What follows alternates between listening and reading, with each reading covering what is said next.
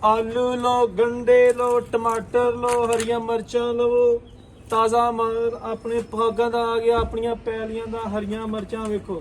है वेखो जनाब, फ्रांस दे विच सब्जी वाली दुकान ते तुहानूं दिखा रहा ताज़ियां सब्जियां, शिमला मिर्चां, थूम, हाँ जी, आ देखो टमाटर, आ देखो चुंझां वाले टमाटर, हाँ जी नजर आए ने, खरबूजे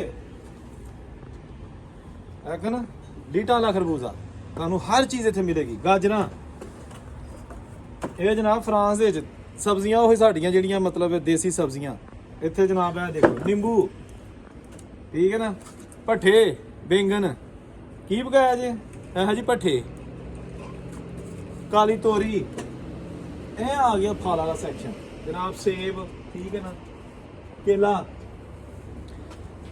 कितना खूबसूरत केला है। अच्छा साढ़े मुल्लों दे चितरी वाला केला पसंद करते हैं पक्का, इत्थे हरा हरा केला खांदे ने, कहंदे ने इहदे शुगर थोड़ी घट होंदी है, जो केला पक जाता शुगर उहदी वध जाती है, ठीक है ना जी।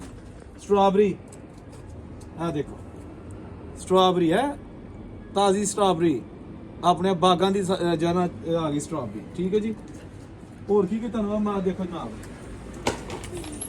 ऑरेंज है जी, हर चीज़ ताज़ा है दोस्तों। ਇੱਥੇ ਵੀ ਜਨਾਬ ਉਹ ਕੁਛ ਹੀ ਹੈ, ਰੱਬ ਦੀਆਂ ਪੈਦਾ ਕੀਤੀਆਂ ਚੀਜ਼ਾਂ ਹੈ ਜੀ। ਇਹ ਦੁਕਾਨ ਸੀ ਇੱਕ ਸਾਡੇ ਦੋਸਤ ਭਾਈ ਨੇ ਯਾਸਰ ਸਾਹਿਬ, ਉਹਨਾਂ ਦੀ ਆਪਣਾ ਸਟੋਰ ਹੈਗਾ। ਇਹ ਬਾਹਰ ਸਬਜ਼ੀ ਹੁੰਦੀ ਹੈ ਤੇ ਅੰਦਰ ਹੋਰ ਬਹੁਤ ਵੱਡਾ ਸਟੋਰ ਹੈ।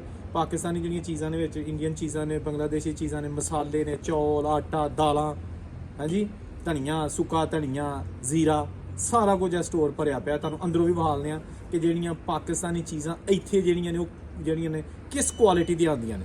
ਤੁਹਾਨੂੰ ਜਨਾਬ ਕੋਈ ਜ਼ਰੂਰਤ ਨਹੀਂ ਉਹਨਾਂ ਨੂੰ ਧੋਣ ਦੀ, ਐਸੀਆਂ ਸ਼ਫਾਫ ਸਾਫ਼ ਨੇ ਕਿ ਖੋਲੋ ਲਿਫਾਫਾ ਤੇ ਪਕਾਓ ਤੇ ਅੰਦਰ ਚੱਲਦੇ ਆ। ਤੇ ਇਹ ਦੁਕਾਨ ਦੇ ਵਿੱਚ ਆ ਗਿਆ ਜਨਾਬ ਜਿਹੜਾ ਸਾਡਾ ਪਾਕਿਸਤਾਨੀ ਇੰਡੀਅਨ ਮਾਲ ਹੈਗਾ। ਦੇਖੋ ਤੁਸੀਂ ਇਹ ਆਟਾ ਪਿਆ, ਠੀਕ ਹੈ ਜੀ, ਆਟਾ, ਇਹ ਆਟਾ ਹੈ, ਇਹ ਟੱਗੇ ਹੈ ਜੀ, ਇਹ ਸਾਡਾ ਪਿਆਰਾ ਕਿਸਾਨ ਹੈ ਜੀ ਜਿਹੜਾ ਕਣਕ ਉਗਾ ਰਿਹਾ ਤੇ ਆਟਾ ਬਣਿਆ ਉਹਦਾ, ਠੀਕ ਹੈ ਨਾ। ਤੇ ਇਹ ਜਨਾਬ ਦਾਲਾਂ, दाल माश, ए देखो एक एक दाना साफ, ए मसाले, खीर मिक्स ते चाट मसाला ते जनाब पता नहीं की कुछ है, हाँ जी, बिरयानी, डाबर आमला, देसी घ्यो, पत्ती, ए उत्ते स्टॉक पिया सारा मसालियां दा, हाँ जी, बिरयानी मसाले दूसरे, चिप्सां, ए आ गए जनाब जेह्ड़े मैं तुहानूं कह रहा था मसाले अपना, ए जनाब ज़ीरा मसाला, ठीक है ना, मोटी इलाची काली जी मसालियां च पाने लई बई सालन च, ठीक है ना, चावलों च, दादड़ मिर्चां, हेलो एक तो बाद एक चीज़ जी है ना तुहानूं आंदे ने जिथे भी रवो तुहानूं चीज़ खाण नूं मिल जाती। हल्दी, हाँ जी, चौल, ए गार्ड वाले दे राइस ने इत्थे जनाब, सेवियां,